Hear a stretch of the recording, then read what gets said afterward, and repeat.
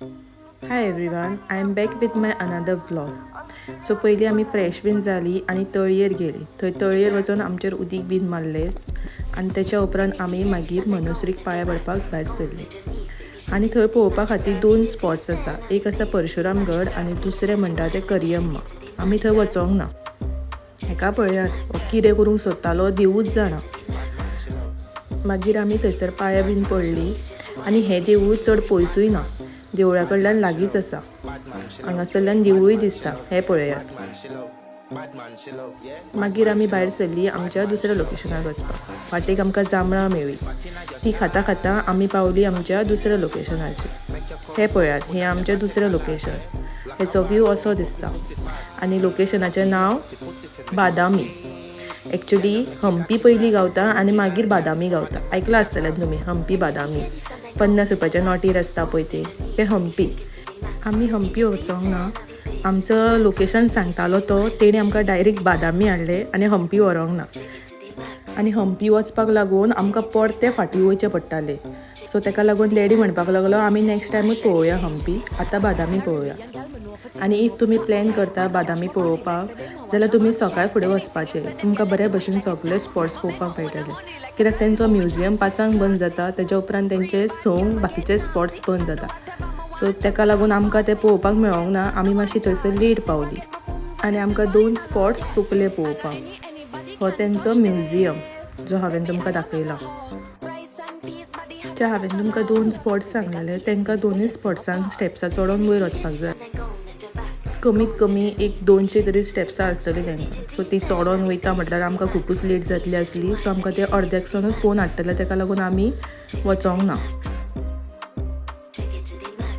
आनी हे म्युजियमाच्या लेफ्ट सायडीक हांगासर असो व्यू आसलो. आनी हांगा इतले माकड आसले खूबच सारके. आनी तशेंच फुडें वचोन हांगासर 3 देवळां आसलीं. मातशें हांवें फास्ट फॉवर्डान दाखयलां कित्याक हो लॉंग व्हिडियो जातालो. ही पळया, ही 3 देवळां ती. हे एक आनी त्या सायडीन 2 आसा.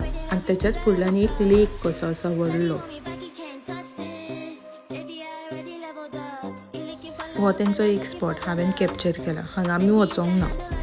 आनी म्युजियमा कडल्यान मातसो फुडें आनी एक तेंचो स्पॉट आसा. ताका असो लेक कसो आहा आनी देवूळ आसा. तोय बरो दिसता पळोवपाक. आनी इफ तुमी कोणी फोटोग्राफी करपाक सोदता जाल्यार तुमकां हो प्लेस खरेंच बरो आसा. इवन तुमी रिलूय करूं शकता. आनी तुमकां थंयसर कोण अशें म्हणिना की तुमी हांगा फोटो काडूं शकना. अशें ना, फक्त तुमकां म्युजियमान सेल्फी काडपाक मेळना बट कॅप्चर करपाक मेळटा.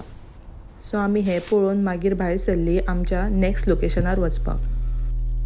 मागीर आमी आमच्या लोकेशनार पावली. लोकेशनाचें नांव आसा शाकांबरी टेंपल. आनी देवळान भितून दर्शन घेवच्या पयलीं थंयसर पयलीं पांय धुवपाक जाय. आमी ते धुवन बीन घेतले आनी वचोन सोमती लायनीक उबी रावली. आनी त्या देवळान इतली गर्दी आसली कारणान आमकां मातशें दर्शन लेट मेळ्ळें.